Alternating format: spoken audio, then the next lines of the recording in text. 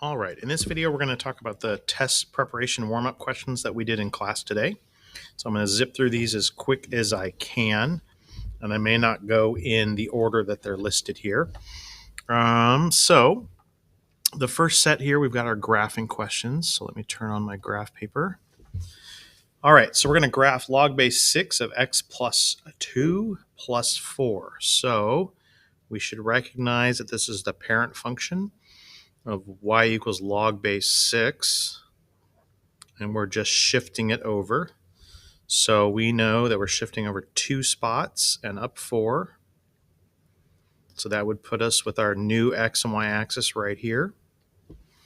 And now I just graph the base parent function y equals log base 6 of x in that location. So I know we have a vertical asymptote going through the axis. I know I go over 1 and my x-intercept, right? And the fake x-intercept is right there at 1.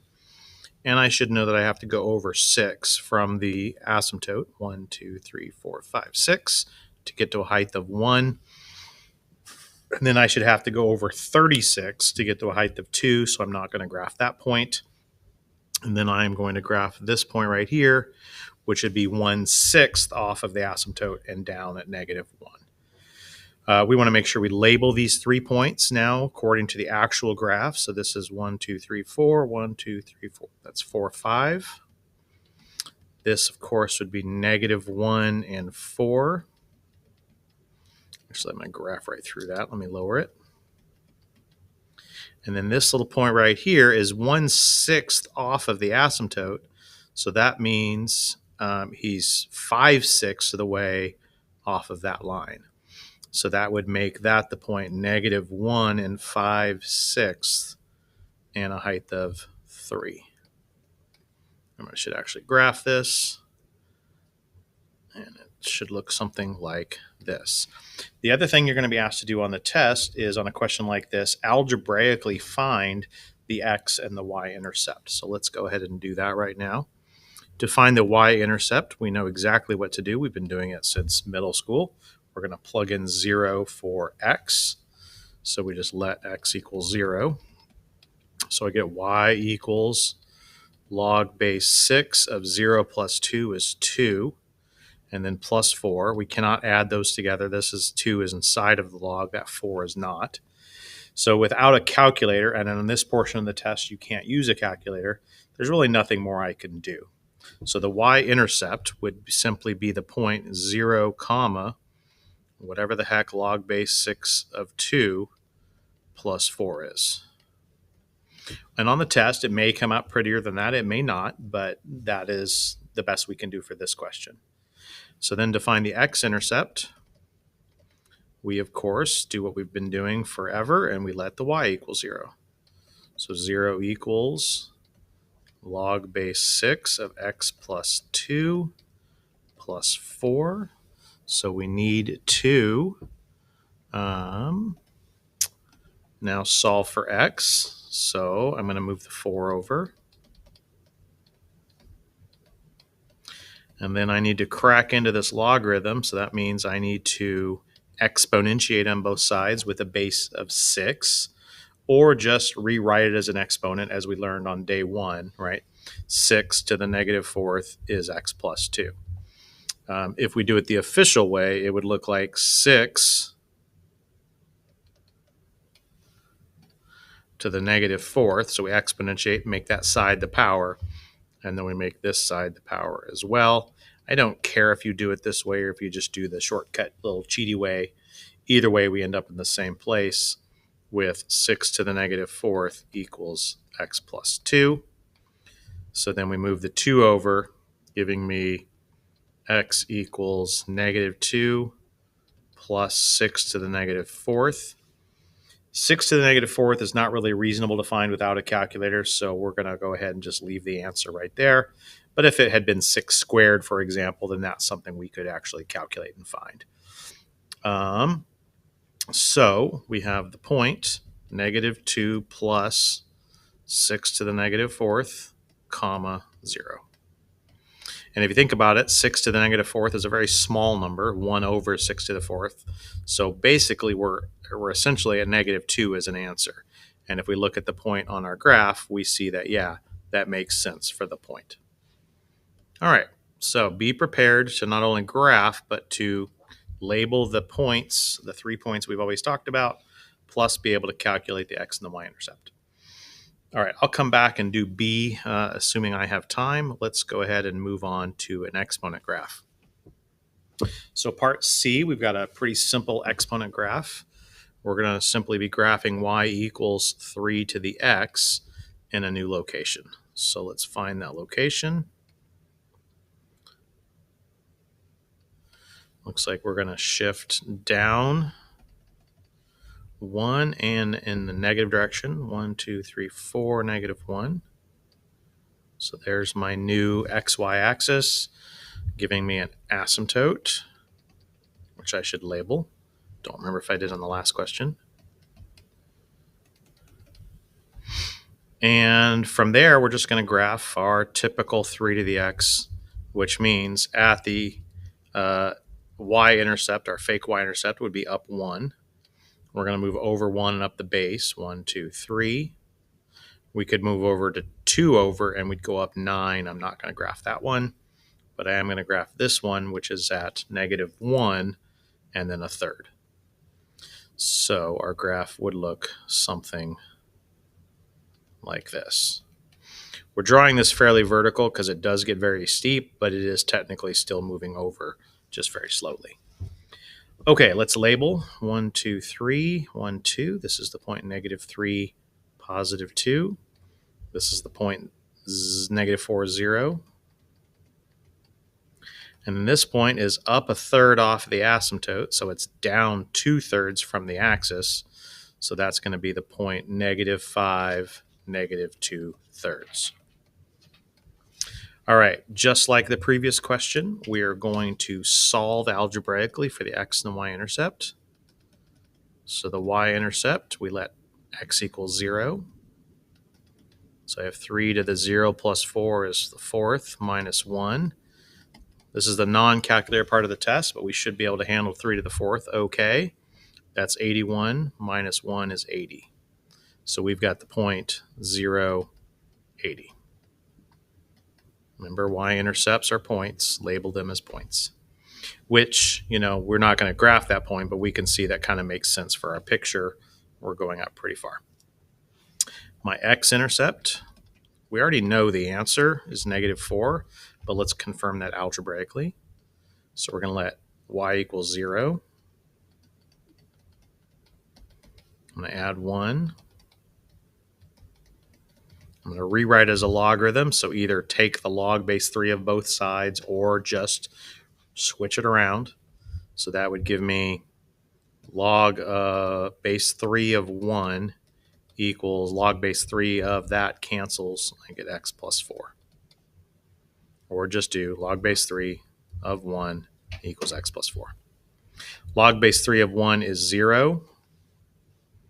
And so, let me get myself some room here. So this becomes 0 equals x plus 4. And then obviously we get x equals negative 4. So my x-intercept is the point, negative 4, 0, confirmed on the graph. All right, with time, we'll come back and do C or part D. I'll do it either way. I just may not have it on video. All right, let's go ahead and do a couple of expand and simplifies. Let's go ahead and do part B to start. So we have a numerator and a denominator.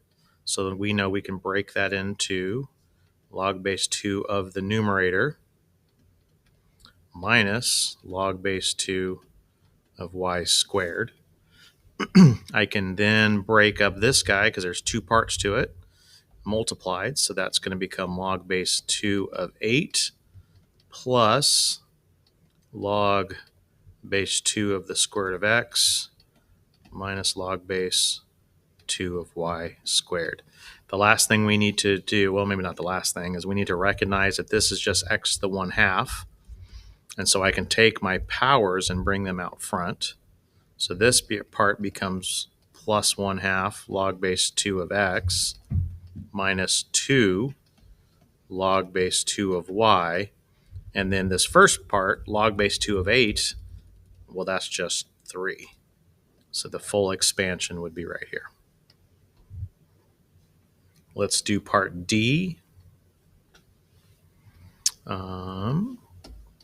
So part D, we're going to break this into log of the numerator minus log of the denominator. And I see potential problems ahead because we are subtracting this log, but we're about to break this log up further into 2 parts, meaning we have to subtract both parts. So the smart play would be to rewrite it with parentheses, making this log root y plus log of z to the 5th. Now I'm going to bring the powers down. Remember, that's a half power. And I'm going to distribute the negative all at the same time.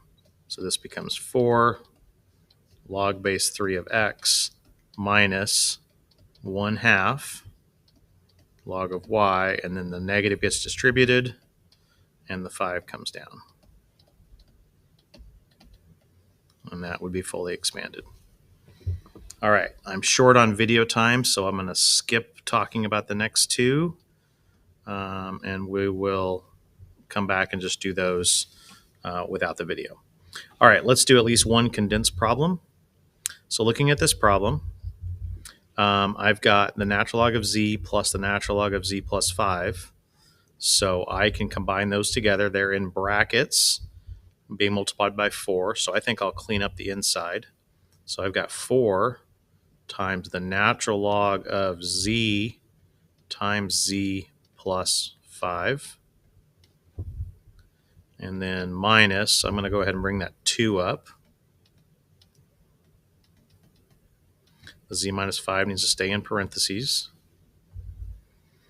I'm going to bring this 4 up, and it'll be the power of everything inside this natural log, meaning it's going to be on the z and the z plus 5. So that's going to give me natural log of z to the 4th and z plus 5 to the 4th.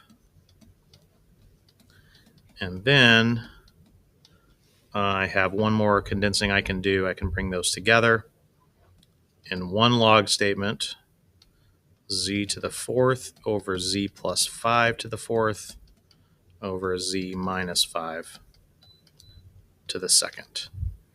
There's no sense in us wasting our time multiplying that all out, and nothing cancels. And so that would be where we are on this one. All right, I've only got about 8 more minutes before class starts, so I'm going to jump down and make a video for this question right here, this half-life question. All right, here we go. I tell you right here the format of the answer. And so we're going to plug in what we know. We know the initial amount is 28, and that's the m sub 0. So as of now, I know this much. I know E. I don't know what the rate is and the time. So we're trying to build an equation that has a y, an output, which is m of t, and an x, or input, which is t. So we're going to leave those both as variables, but I do need to solve for r. So I need another data point, and I don't seem to have it clearly stated. But what I do know is that this isotope, whatever it is we're looking at here, has a half-life of 40 years. So there's an implied data point there, because in 40 years' time, we're going to have 14, half of the original. And so now I can plug in that known quantity and get 14 equals 28 e to the unknown r t power, which is 40. So 40 r. Solve for r, divide by 28, and I get myself, of course, 1/2 equals e to the 40r power. I'm going to take the natural log of both sides, giving me the natural log of 1/2 equals natural log of e cancels out, 40r. So r equals 1/40 40th of the natural log of a half.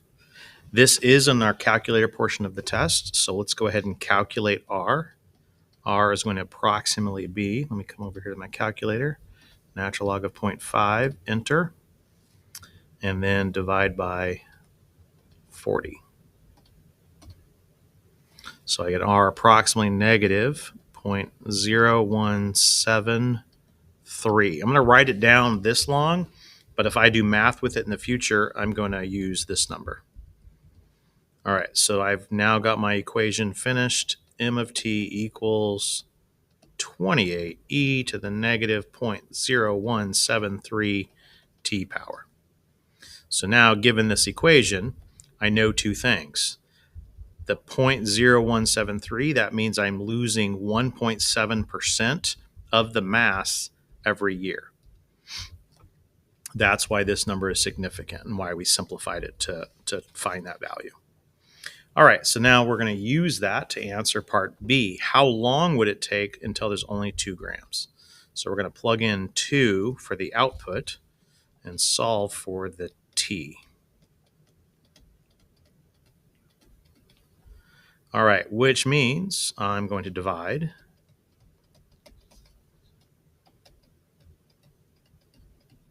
I'm going to take the natural log.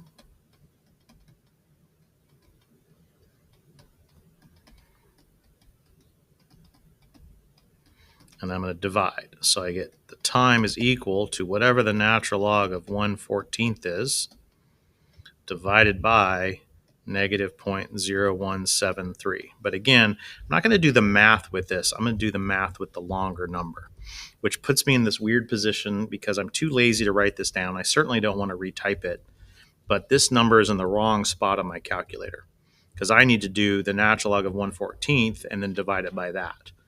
And I don't know the natural log, so I have to calculate that. So I'm going to go ahead and do this backwards. I'm going to break a big rule here. I'm going to take this number, because it's in my calculator, and I'm going to divide it the wrong way. So I'm going to go ahead and hit divided by the natural log. I've got to find it. There it is. Of 1 divided by 14. And I get the wrong answer. But that answer is the reciprocal of the correct answer. So I'm just going to come over here to the x to the negative 1 button and flip it over. And I get time is approximately equal to 152 years. And that should make sense if we go back and look at the problem. 152 years with a 40-year half-life is almost 4 half-life periods. So that means we're cutting 28 into 14, 7, so that's 1, that's 2, 3.5, that's 3, and then half of that would be pretty close to 2 grams, which would be that.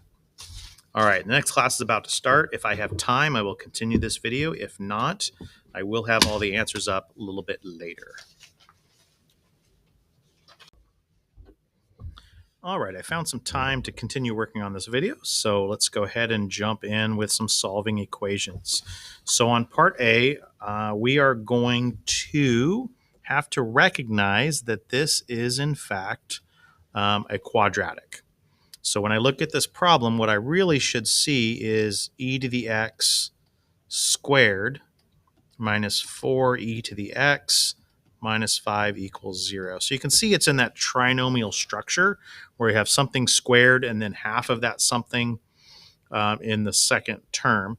But if it's hard for you to see, then the recommendation is we do a little substitution. So we're going to let z equal e to the x here.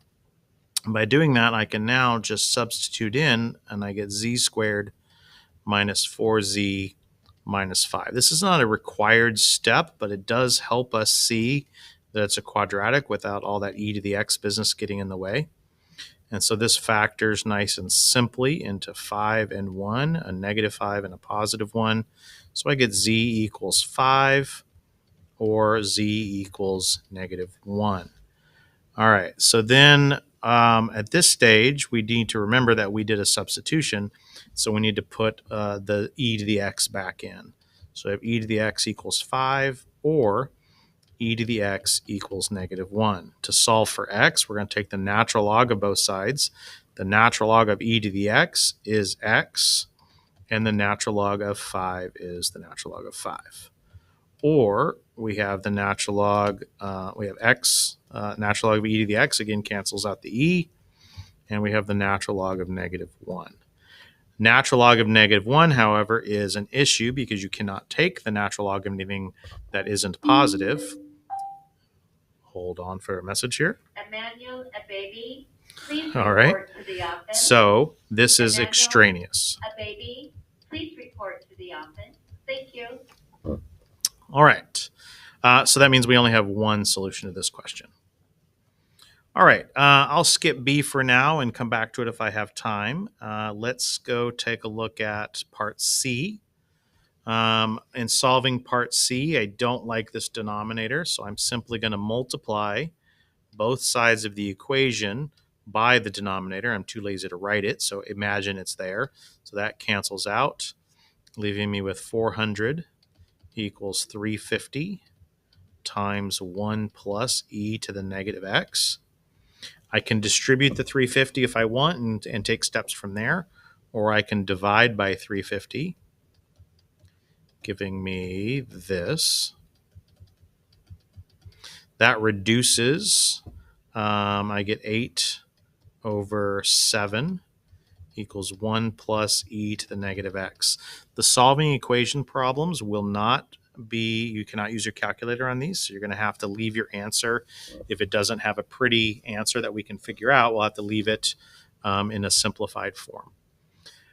Still looking to solve for x, so I got to get the 1 out of here, and since I'm adding fractions, I'm going to turn that 1 into 7/7. So 8/7 minus 7/7 is 1/7. Now I'm going to take the natural log of both sides, so the natural log of 1/7 and the natural log of e to the negative x leaves me with negative x. So I get x is equal to negative natural log of 1/7, and that would be a perfectly fine answer. A student in 6th period pointed out that we could also take one additional step, which is we could treat this negative as a -1 exponent, giving us x equals the natural log of 1/7 to the -1, which all that does is flip that over. So you would also get an acceptable answer, maybe even the best answer, of the natural log of 7. So either the negative natural log of 1/7 or x equals the natural log of 7. All right, let's do part D. We have a logarithm equation this time, and we have 2 log statements. So anytime you have 2 log statements like this, we're going to want to condense them together before we try to do anything else. So this is like combining x's together, except we have to do it in the correct way, which is condense. So we know that 2 logs separated by an addition can come together as 1 log as, and I'm going to use brackets here just to make it look better, of x times x minus 8 equals 2.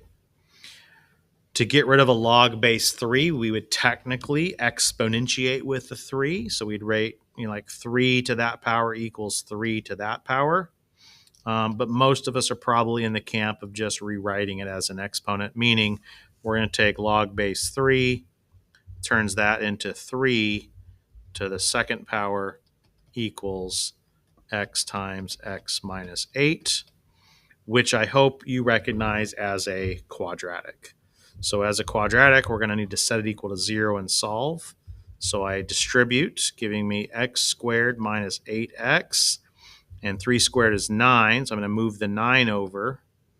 And I know I kind of wrote this and I just like my x's on the left side, equals 0. If that's bothering you, just there. All right. So now I see I have a quadratic, so I'm going to try to factor because that's always going to be your quickest, easiest way if it works, and it does. So I get x equals 9 or x equals -1. Looks like I'm done, but in fact, I do need to check to see if there's anything extraneous. And I do have an extraneous answer because when I plug in -1 to the original problem, I cannot take the log of this negative or this negative. So this is extraneous. There's my only true answer. All right, so you've seen me go through a lot of types of questions here. In the remaining time that I have, which is about 20 minutes, I'm going to go through as much as I can with the rest of the questions. So let's jump back up here, and let's go ahead and do some more graphing. I think I'm done with my calculator, so let me give me full screen here. All right, so in this one, we're shifting over and we're shifting down. We have log base 3, and we're also flipping it over vertically. So we're flipping it over the x-axis. So before I worry about that, let's find its location. And I'm moving over 7, so I'm moving way the heck over to the other side there. So I'm going to put this here. And so I'm moving over 7, 1, 2, 3, 4, 5, 6, 7, and down 3, 1, 2, 3. So my new x and y axis is located right here, which means I have a vertical asymptote, which I need to label at x equals 7. All right, so now if you want to do this in 2 steps, you can, but essentially we're just going to graph basic old log of 3, but we're going to flip it over. And so all we have to do as I graph this is I'm going to go over 1 because my x-intercept is 1. Then I would go over the base of 3, 1, 2, 3, and I would typically go up 1. But since it's negative, we're going to be reflecting it across this fake axis right here. And so instead of going up 1, I'm going to go down 1. If I wanted to do an additional point, I'd go over from my asymptote, I'd go over 9. And that put me like way over here, and I would go down 2, but up 2 normally, but now I'd be going down 2. Also, I would have the point 1/3 and negative 1, right? But that 1/3 negative 1 flips up and does 1/3 positive 1. And so now I get a graph that looks like this. We're going to label our 3 points, which will be pretty easy to do for 2 of them because I can count them. This is 7, so that's 8. So this is the point 8, negative 3. And this is 9, 10, negative 4. This one might be a little tricky, but we know it's 1/3 off the asymptote. We've already moved over 7, and we're doing 1/3. So that point right there is simply 7 1/3. Come on, erase. 7 1/3, comma, and we're down how far? Negative 2. Okay, so the other thing we need to do is we need to find the x and the y intercepts. I think we can clearly see it does not have a y intercept, but let's mathematically see why it doesn't. So the y intercept, we'd plug in 0, and I'd get y equals negative. Log base 3 of 0 minus 7 is negative 7 minus 3. That's impossible. We have no y-intercept. Cannot take a log of a negative number. Our x-intercept, we definitely have one. It's not going to be a pretty one based upon my graph. X-intercept, we let y equal 0. So I get 0 negative log base 3 of x minus 7 minus 3. I'm going to do 2 steps at once. I'm going to add the 3 over, so it's positive, but then I'm going to divide by negative 1, which is going to make it back to negative. Okay, so add the 3, divide, so we're back to negative.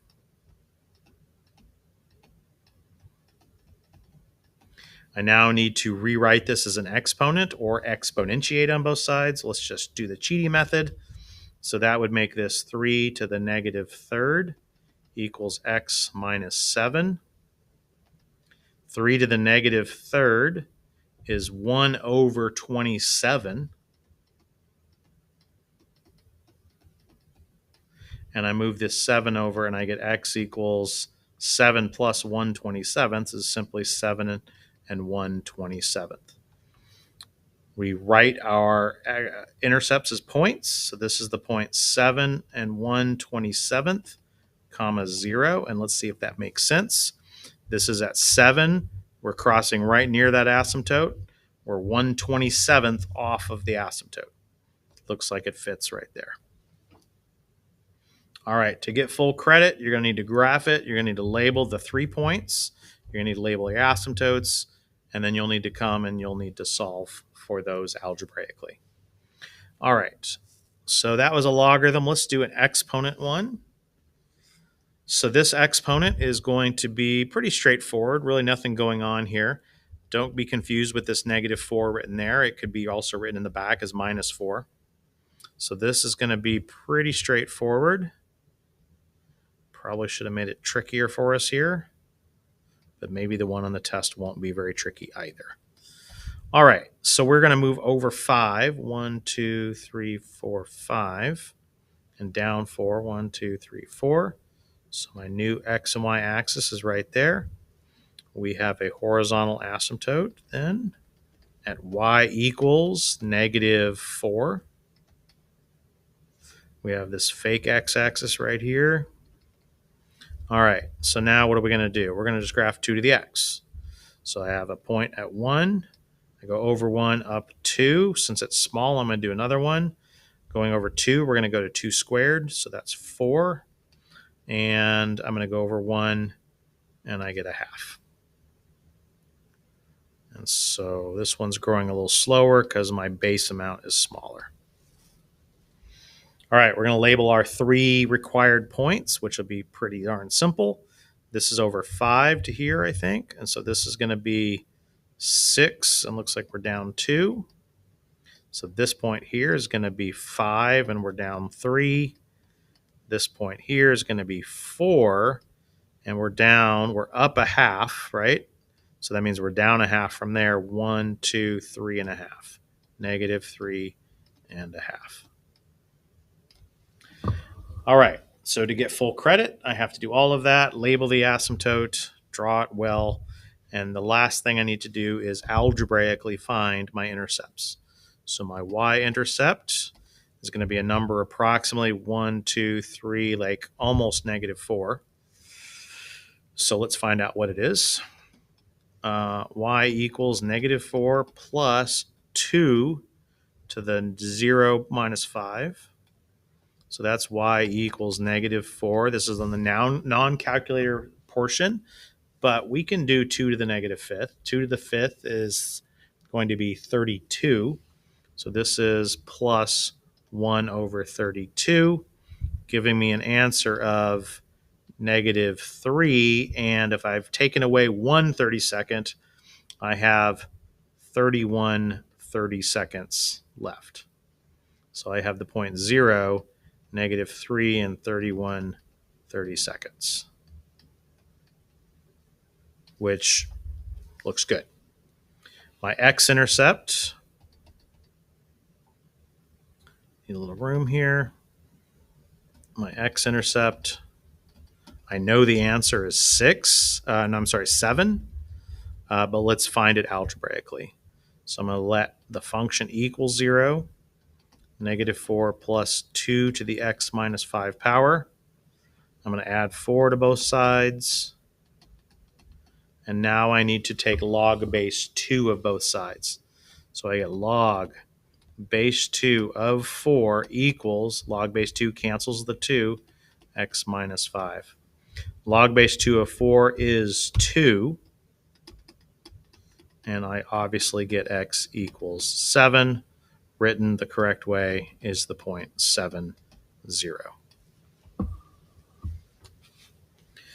All right, hopefully that is all making good sense. Let's just kind of go in order, see what else there is to do.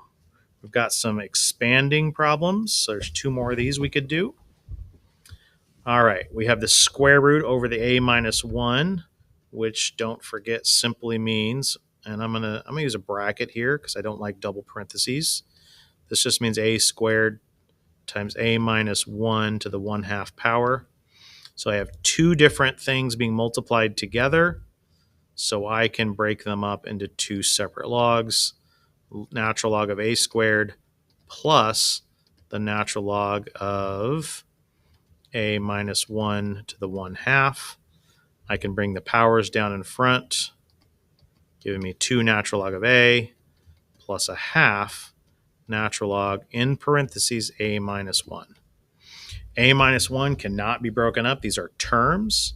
We can break up inside a log factors. So we broke up the a squared and the a minus 1, but we cannot break up an a minus 1. So that is our expanded answer. All right, this next one, we could do some simplifying before we do any math here, meaning we can go ahead and apply that square root or the 1/2 power. So let's rethink this as x squared over y cubed to the 1/2, giving us the natural log of x squared to the half is going to be x to the first. And then this would be y to the 3/2. So now I'm going to simply expand. I've got a quotient. Sorry, computer's slowing down. So I'm going to rewrite this as the natural log of x minus the natural log of y to the 3/2, which I can then rewrite as natural log of x minus 3/2 natural log of y. Fully expanded. All right, I think we have one section left we can do some problems on, and this would be our condensing. So let's go ahead and look at this mess of part B. I'm going to focus on the brackets on the inside and do all of that first. So this is saying we have a natural log of x minus natural log of x plus 1. I can put those together as a quotient. So I've got 2 times the natural log, one natural log statement of x over x plus 1. But I still have this guy, which means I can take the 1/3 power and put it up on the y. And then since it's plus, I can bring them together as a multiplication. So I'm going to do that in one step. So I get the natural log of x, y to the 1/3 over x plus 1. The squared, the 2 out front here, becomes a squared on all of this. So technically, maybe I'll put the brackets back in. X, y to the 1/3 over x plus 1. All of that is being squared inside of that natural log. So my final condensed answer would be natural log of x squared, y to the 2/3 power over the quantity x plus 1 squared. Don't need those outer parentheses because it's all just one big ugly term, but sometimes I like to throw them in for fun. All right, part C, we're going to do some condensing. Before we condense, let's take care of the powers on each of these. This 1/2 multiplication comes up and is a power, and a power of a half, we know we could really rewrite this as the square root of x. This becomes minus log of y cubed minus log of, losing computer, log of z squared. So now when I put these all together, anything that's subtracted will end up in the denominator. Anything that's added would end up in the numerator. So this simply becomes log of the square root of x over y cubed z squared. Another way you could look at this, just because I have a couple extra seconds here, is I could come back here and this minus right here, if I wanted to, I could bring that minus up as a power on the y, and I could bring the minus up on a power of the z. If I did that, that would then make me take the reciprocal of y and the reciprocal of z, because a negative power would make that the reciprocal. So if I did that, and actually I guess I should do it right here, then I could instead write log of square root of x plus, because if I take the negative away, factor that negative out of that piece, then there's a plus left, log of y to the negative 1/3, which means 1 over y cubed, plus, same thing here, log of 1 over z squared. So now, since they're all addition, we just multiply them together. So I multiply the square root of x times 1 over this times 1 over that, which just puts those guys in the bottom where they belong anyway. So just a fun little way you can look at this another way. All right, let me make sure I've covered all of the questions that I've given you. It looks like I have. Oh, there's one. We could do that one. And there's a second one. Okay, so 2 more. So this is just another quadratic one to practice. So I'm going to rewrite this. I'm going to say, let's let z equal e to the x. And then this becomes 3z squared minus 10z minus 8. There's no equal here. There's an implied equal 0. Not really, but there should have been. Otherwise, I can't solve anything. I'm going to try to factor. I've got that extra complication there, but I can do it, hopefully. I've got 1 and 3. I've got 1 and 8 and 2 and 4. I'm looking to subtract to get a 10. I can turn a 3 and a 4 into a 12 minus a 2 to get a 10.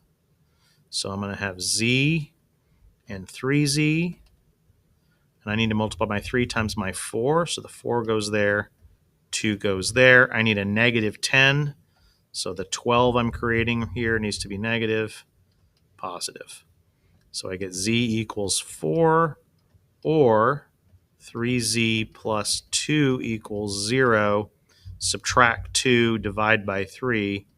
Z equals negative 2/3. But it wasn't really a z. So I have e to the x equals 4. E to the x equals negative 2/3. I take the natural log to solve for x, and I get x equals the natural log of 4. And I get x equals the natural log of negative 2/3, which I cannot do. This is extraneous. They won't necessarily all be extraneous, right? If this had factored into both of them being negative and negative, then when I solved it, I would have had equals positive, and both of them would work. So don't just always assume one won't work, but also don't assume they both will work. All right, looks like I have one more we could work on here real quick, and I have about 3 minutes before I have to go. So this is another problem with the denominator. The last one we did, it was an exponent. This time it's a logarithm. So the process is going to be the same. I'm going to multiply both sides by the denominator so it cancels. So I get 2 times 1 plus log base 2 of x equals 18. I'm going to divide by 2. 1 plus log base 2 of x equals 9. Subtract 1. Log base 2 of x equals 8. And then I get either exponentiate or just rearrange. I get 2 to the 8th power equals x. 2 to the 8th, ooh, is like 512, I think, or something like that. But since you don't have your calculator, we'll just call it x equals 2 to the 8th. This was a log question, so let's just double check. I plug it in. I should have no issues whatsoever because it's a positive number. We're good. All right, I hope you're ready for the test. If you're watching this and you need additional help, assume you can come get some help from me in the morning. I will be here. All right, happy studying.